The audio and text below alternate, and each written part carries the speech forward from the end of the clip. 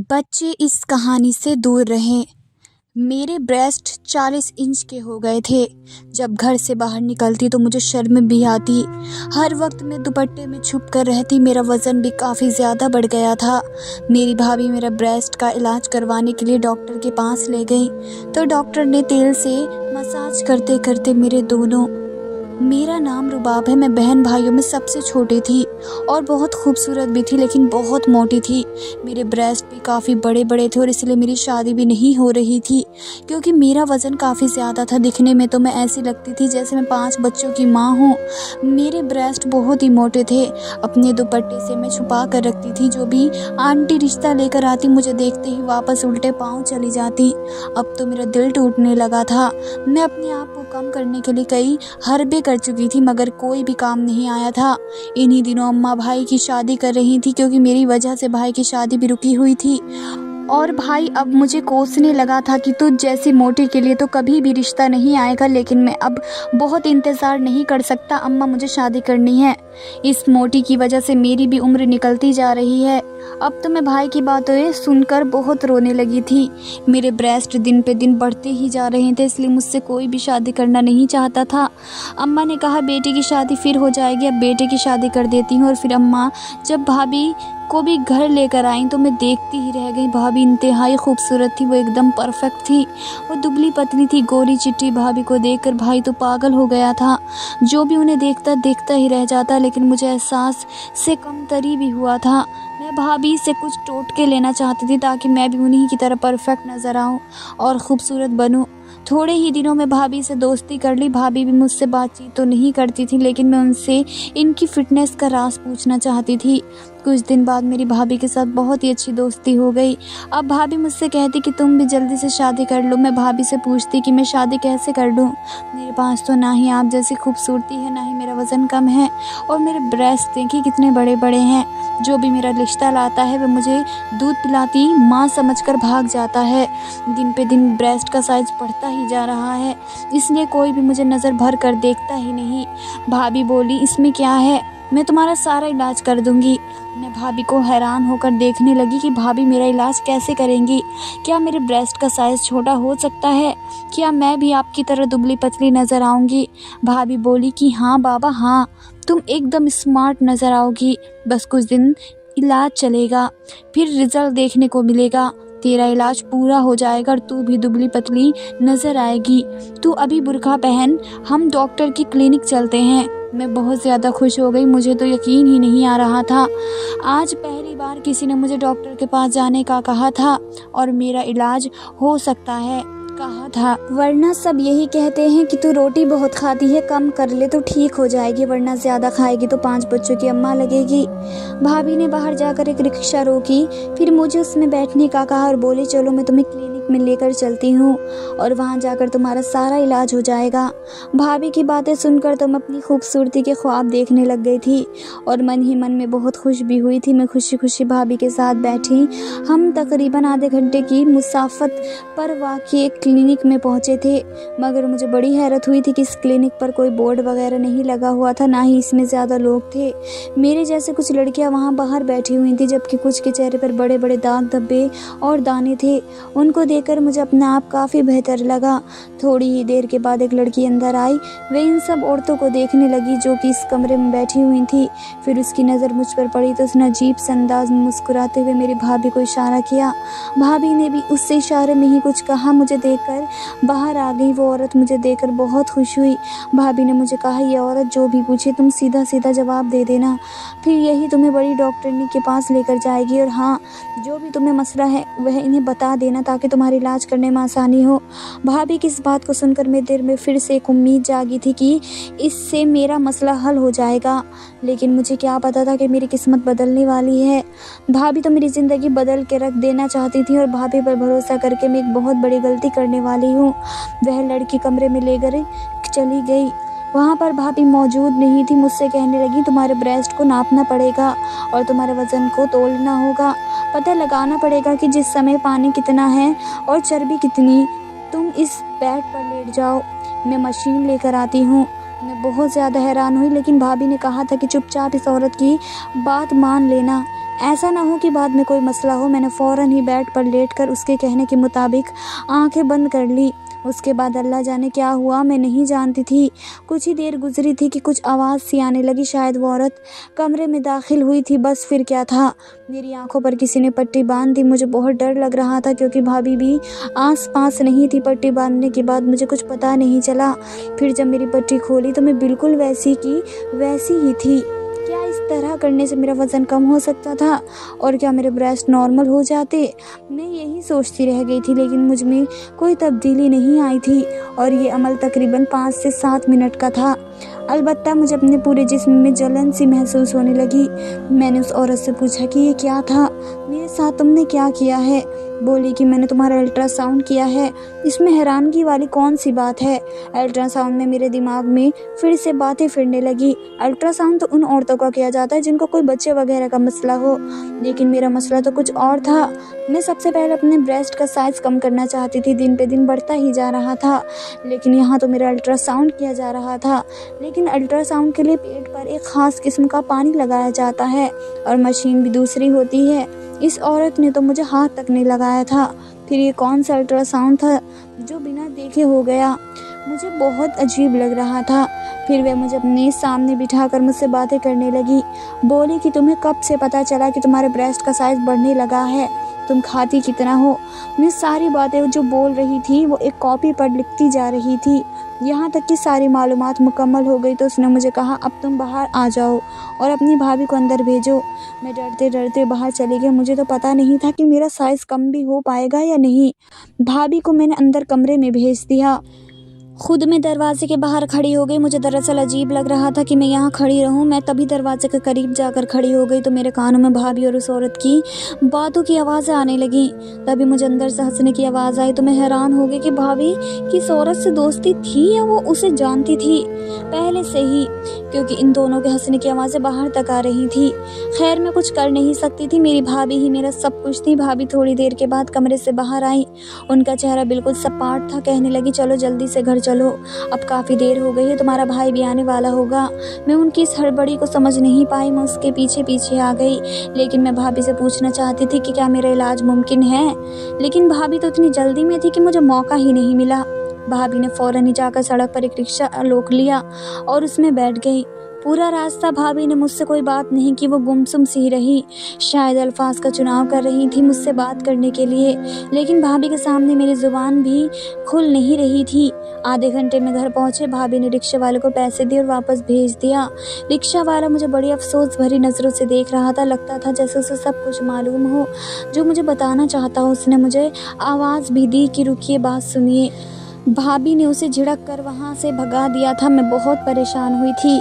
मेरे तो दिल चाह रहा था कि मैं भाभी से सारी बातें पूछ लूँ, उनसे कहूँ कि मैं भाई को बता दूँगी, लेकिन मैं क्या कर सकती थी। मेरा वज़न बहुत ज़्यादा था और साइज़ भी बहुत बड़ा था और उसके लिए भाभी ने ही मेरा इलाज करवाना था। जैसे ही हम घर में दाखिल हुए, भाभी मुझसे बात करने के बजाय अपने कमरे में चली गई।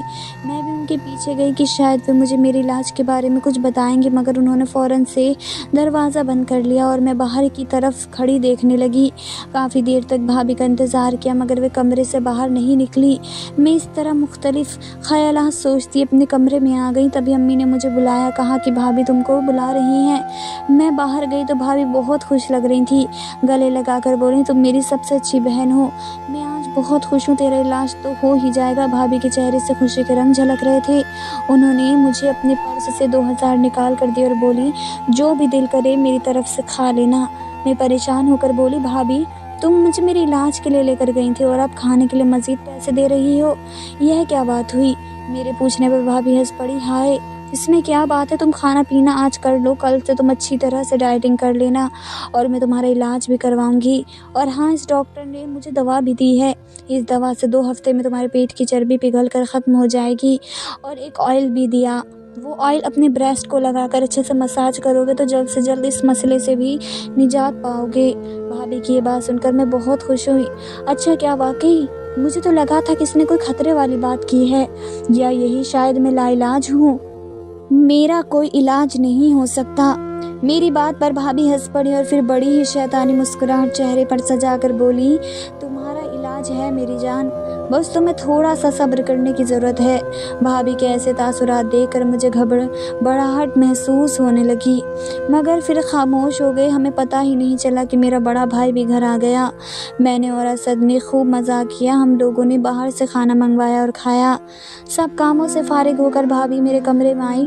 उसके हाथ में छोटी सी शीशी की बोतल थी। शीशी की बोतल वह मुझे देने लगी। मेरी तरफ देखते ही बोली, यही वो दवा है जो इस डॉक्टर ने मुझे दी है। अगर तुम इस ऑयल को अपने ब्रेस्ट पर लगाओगी तो ब्रेस्ट की चर्बी पिघल जाएगी। मैंने भाभी से कहा, इससे क्या होगा, ये तो बहुत थोड़ा सा ऑयल है।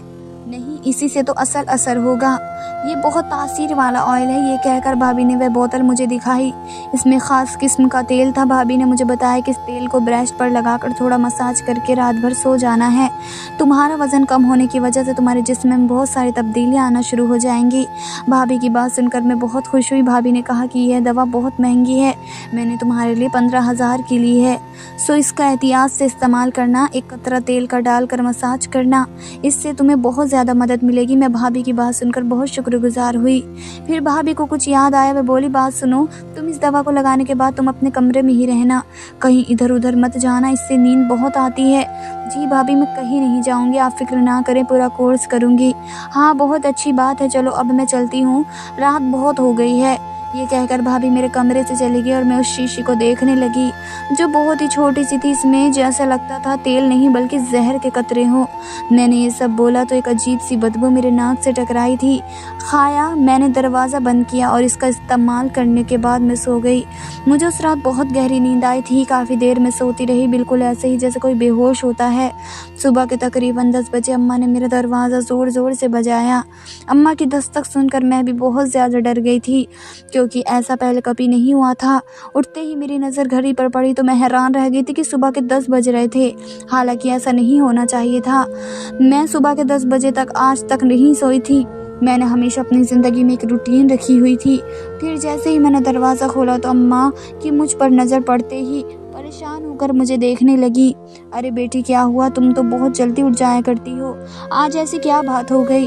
अम्मा के कहने पर मैं वाकई खुद को हैरत से देखने लगी। मेरे जिस्म से भी बदबू आ रही थी। मुझे लगा जैसे मैं किसी कीचड़ भरे बाजार में सोई हूँ, क्योंकि मेरे कपड़ों से भी अजीब किस्म की बदबू आ रही थी। वो तो शुक्र है कि अम्मा ने इस बदबू को महसूस नहीं किया। मैं नाश्ते पर जाने से पहले नहाने के लिए अपने कमरे में चली गई।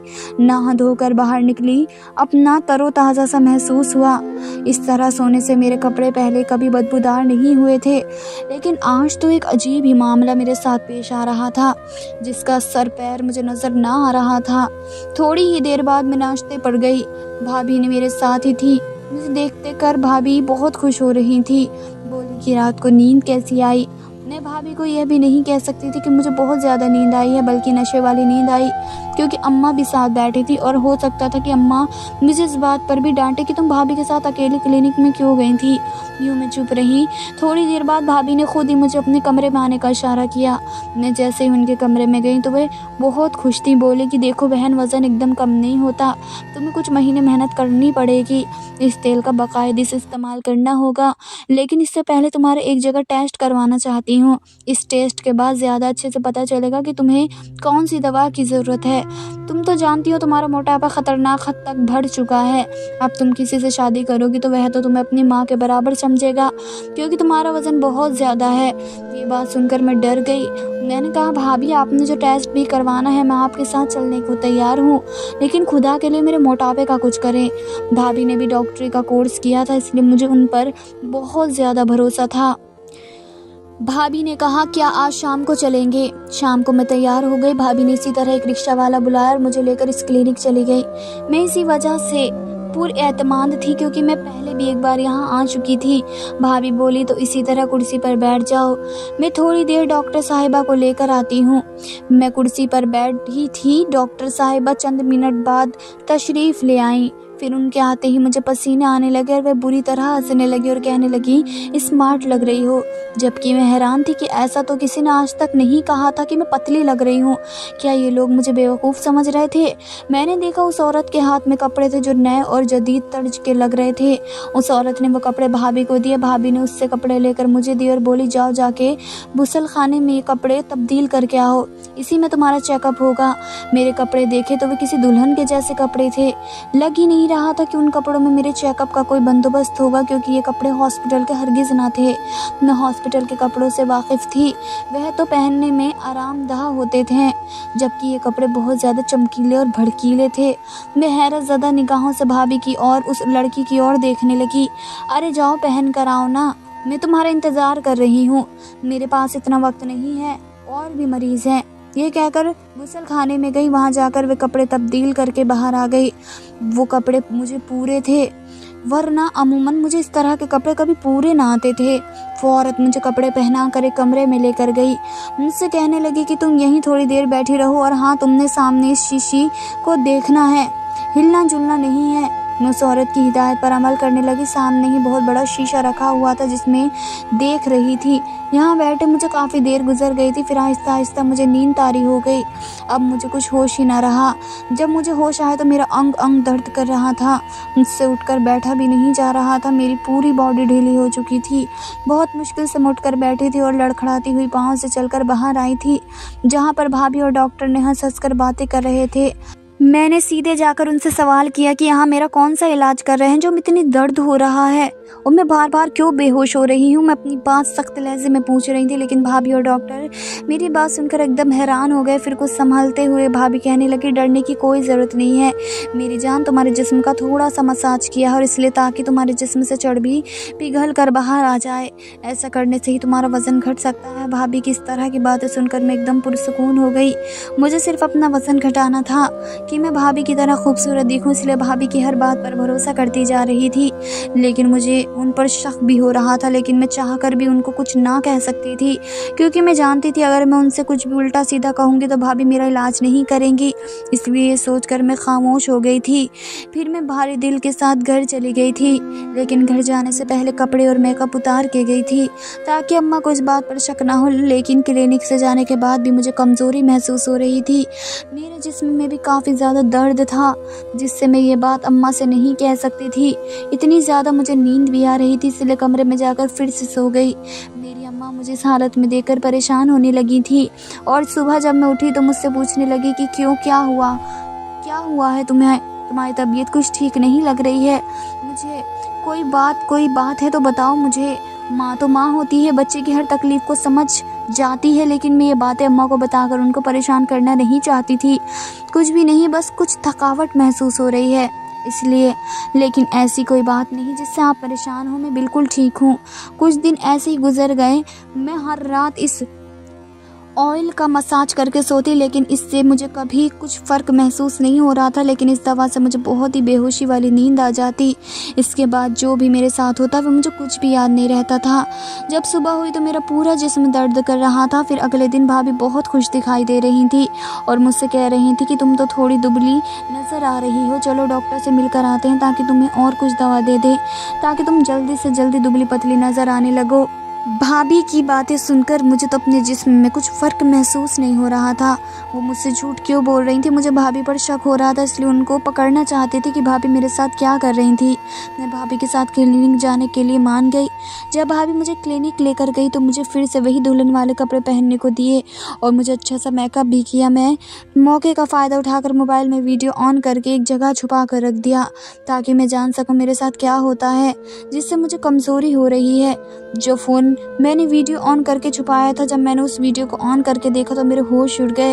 मेरी तो दुनिया ही पलट कर रह गई थी। भाभी ने तो मेरी ज़िंदगी बर्बाद करके रख दी थी और मुझे तो इस बात पर यकीन नहीं आ रहा था। ये वज़न कम करने के चक्कर में मैंने भाभी पर भरोसा करके ये क्या कर दिया था। भाभी से नज़रें बचाकर अब मैं यहाँ से भागना चाहती थी। अगर वीडियो की बात कहूँ तो वीडियो में ऐसी चीज़ थी जिसे देखकर मेरी ज़िंदगी बर्बाद हो गई थी। वीडियो जब मैंने देखी तो उसमें मुझे ऑयल लगाया जा रहा था और मैं आहिस्ता आहिस्ता बेहोश हो गई थी। और जैसे ही मैं बेहोश हुई तो एक आदमी कमरे में दाखिल हुआ और दाखिल होते ही उसने मेरे साथ ज़बरदस्ती करके अपना हक वसूल कर चुका था और भाभी और डॉक्टर मिलकर मेरा वीडियो बनाने लग गए थे और ये वीडियो शायद यूट्यूब पर अपलोड करने वाले थे। ये सब देख कर तो मुझे चक्कर से आने लगे थे। ये मेरे साथ भाभी ने क्या कर दिया था। मैं यही सब सोचते हुए अंधाधुन अपने घर की तरफ भाग रही थी और मेरे पास सबूत के तौर पर भी वीडियो भी थी और ये वीडियो में अपनी माँ और भाई को बताना चाहती थी। जब मेरे घर आकर माँ और भाई को ये बात बताई तो भाई और अम्मा बहुत गुस्से हो गए। अब भाभी भी घर पहुंच गई थी, लेकिन भाभी मुझे क्लिनिक में ना पाकर घबरा गई थी। लेकिन भाभी के घर पहुंचने से पहले मैं भाभी की सच्चाई माँ और भाई को बता दी थी। भाभी के घर आते ही भाई ने उसके मुंह पर थप्पड़ रसीद किया था। तो फिर भाभी चीखती हुई बोली, क्यों मुझ पर अब हाथ उठा रहे हो? भाई ने भी चीख कर कहा, ये तुमने क्या किया है मेरी बहन के साथ? मैं अब तुम्हें एक लम्हे के लिए भी इस घर में नहीं रख सकता, इसलिए मैं तुम्हें तलाक देता हूँ। 3 बार तलाक देने के बाद इतने में पुलिस भी आ गई। पुलिस आते ही भाभी को गिरफ्तार करके लेकर चली गई थी और जो भी उसके पास था वह सब पुलिस ने डिलीट कर दिया था। भाभी जिनके साथ मिलकर ऐसा काम कर रही थी, पुलिस ने भाभी की मदद से उनके ग्रुप वालों को गिरफ्तार कर लिया था। मैं वाहिद लड़की नहीं थी जो भाभी ने मेरे साथ ऐसा किया था। मेरे जैसी कई लड़कियां थी जिनकी भाभी ने ज़िंदगी बर्बाद करके रख दी थी। पुलिस भाभी को लेकर चली गई थी, लेकिन मेरी ज़िंदगी तो बर्बाद होकर रह गई थी। अब मैं कुंवारी नहीं थी, अब मेरा कंवारापन छीन चुका था। अब कौन मुझसे शादी करता? मैं और अम्मा गले मिलकर फूट फूट कर रोती थी। जो मेरी किस्मत में था वे मेरे साथ हो गया था, इसलिए अपने घर वालों को बताए बगैर कोई भी काम करना नहीं चाहिए। हर बात अपनी माँ से शेयर करनी चाहिए ताकि आपको ज़िंदगी जीने में आसानी हो। आज की कहानी आपको कैसी लगी कमेंट करके बताइएगा।